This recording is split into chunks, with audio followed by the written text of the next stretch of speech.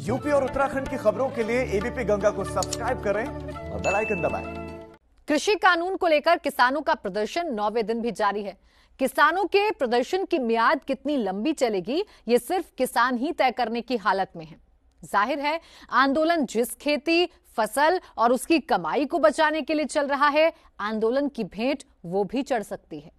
यही वजह है कि खेतों में किसानों की जगह उनके परिवार ने संभाल ली है। खासकर महिलाओं ने मोर्चा संभाल लिया है, तो आंदोलन की एक अलग ही तस्वीर बनती दिखाई दे रही है।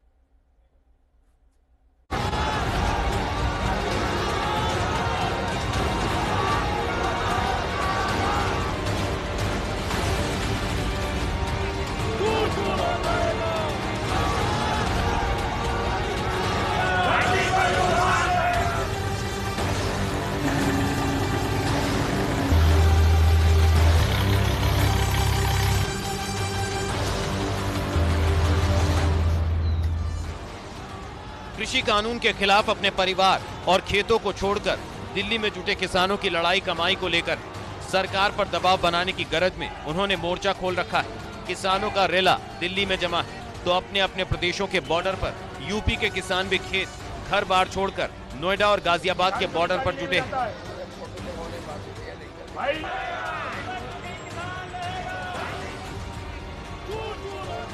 किसानों की चुनौती दोहरी है, क्योंकि एक तरफ आंदोलन की आग को तेज करने का जिम्मा उनके कंधों पर है,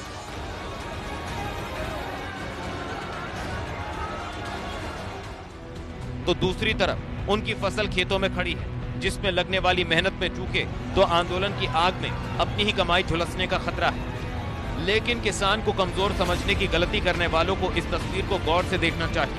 ये तस्वीर बताती है कि संस्कार सिर्फ सामाजिक पूंजी नहीं, बल्कि हुनर का वो आवरण है जिसे जरूरत पड़ने पर दिखाना पड़ता है। पश्चिमी उत्तर प्रदेश के किसानों ने नए कृषि कानूनों के खिलाफ दिल्ली की ओर कूच किया, तो उनके खेतों में सन्नाटे को चीरने के लिए महिलाएं खुद उतर आईं। वक्त और मेहनत के लिहाज से न उन्होंने खुद को कमतर दिखाया है, न ही खुद को कमजोर। वो अपने खेतों में अपनी मेहनत की जरूरत को भी समझ रही हैं और अपने पति के आंदोलन में हाजिरी को भी।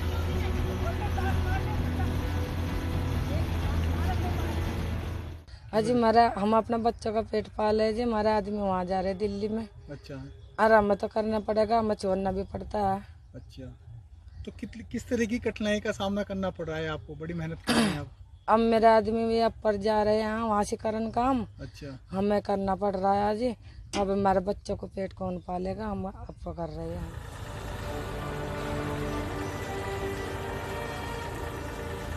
पश्चिमी उत्तर प्रदेश में ये तस्वीर इकलौती मुजफ्फरनगर की नहीं, बल्कि बागपत, मेरठ जैसे तमाम शहरों में कमोवेश यही तस्वीरें हैं। यहाँ महिलाओं ने खेतों की कमान अपने हाथ में ले ली है। जिस परिवार में एक से ज्यादा महिलाएं हैं, वहाँ समझिए पूरा परिवार ही खेतों में पहुँच रहा है। खेतों में बुआई, गन्ने की छिलाई से लेकर वो सारे काम महिलाएं कर रही हैं, जो अब तक मर्द करते रहे।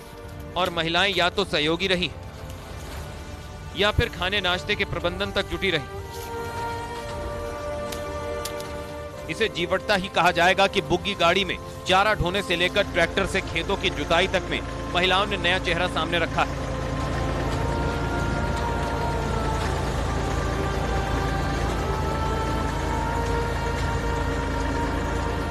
ऐसे मजबूरी है जो है, ये आदमी में तो जा रहे दिल्ली, उसमें वहाँ से रैली में, और जो हम आए 7 बजे और 5-4 पूड़ी करे, 5-7 करे, या खेती संभाल रहे और गोले करे 5-7 अपना बेचा है। अरे भाई बच्चों के पालन कर रहे। काम की जरूरत इसलिए भी है कि इस गन्ने का पेराई सत्र चल रहा है। ऐसे में गन्ना अगर खेतों में ही रह गया तो साल भर से जिस कमाई की उम्मीद है वो धाराशायी रह जाएगी। खेत में काम कर रही जी, मजबूरी में।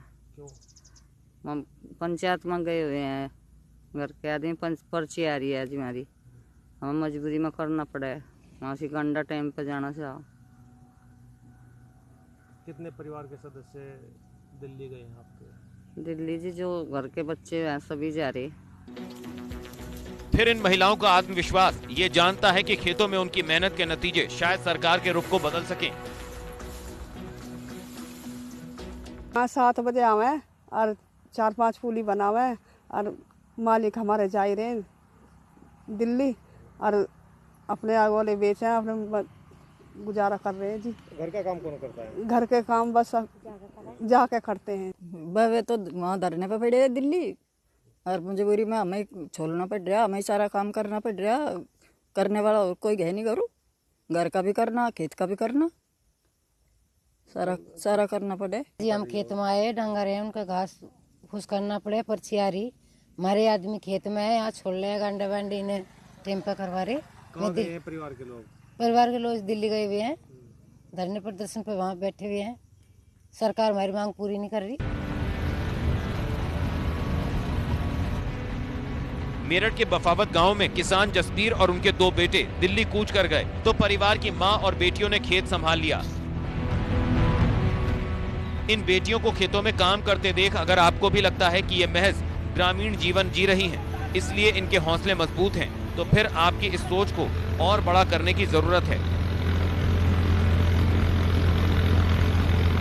ये दोनों बेटियां पढ़ाई में भी कसर नहीं छोड़ रही। बड़ी बेटी देहरादून के कॉलेज में MP.Ed की छात्रा है, तो दूसरी ने इंटर पास किया है।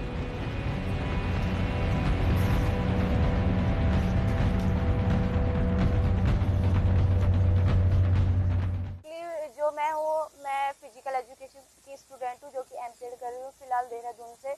और जो कोरोना में हमारी चल रही है तो इसके बीच में घर पे ही हूँ, और मैं गवर्नमेंट के लिए तैयारी कर रही हूँ। प्राइवेट जॉब थी जो कि मेरे कोरोना चलते छूट गई है। आपके पिताजी और भैया कहाँ हैं? वो दिल्ली जो आंदोलन चल रहा है, किसान आंदोलन, वो वहाँ पर मौजूद है। और अगर पापा लोग नहीं रहेंगे तो हमारी जो खेती है वो हमारी सब बर्बाद हो जाएगी, नुकसान हो जाएगा। वैसे ही हम लोग पहले से ही बहुत नुकसान। बेटियों का मानना है क्योंकि पिता और बेटे दोनों नहीं हैं, लिहाजा इस सूरत में बेटी होते हुए भी उन्हें अपनी जिम्मेदारी निभाने से गुरेज नहीं। बहुत अच्छा लग रहा है क्योंकि मेरे पापा किसान आंदोलन में है और मतलब सबके लिए मतलब लड़ाई लड़ रहे हैं। बहुत अच्छा लग रहा है। तो आप किस तरीके से अपने पापा को सपोर्ट कर रहे हैं? हम इस वजह से सपोर्ट कर रहे हैं क्योंकि सभी किसान वहाँ पर हैं कि मतलब वे किसान मतलब अपनी सभी वो जरूरत पूरी करने के लिए तो वहाँ पे गए। ये तमाम तस्वीरें बताने के लिए काफी हैं कि किसान खेती को लेकर तनाव मुक्त हैं। उनकी असल चिंता जमीन को लेकर भी नहीं है, बल्कि असल चिंता फसल के उस बाजार की है जिसने उनके साथ हमेशा धोखा किया है, और अब वही डर उन्हें कानून में भी दिख रहा है। यही वजह है कि कानून के खिलाफ ये सरकार से दो हाथ करते दिख रहे हैं। Bureau report, ABP Ganga.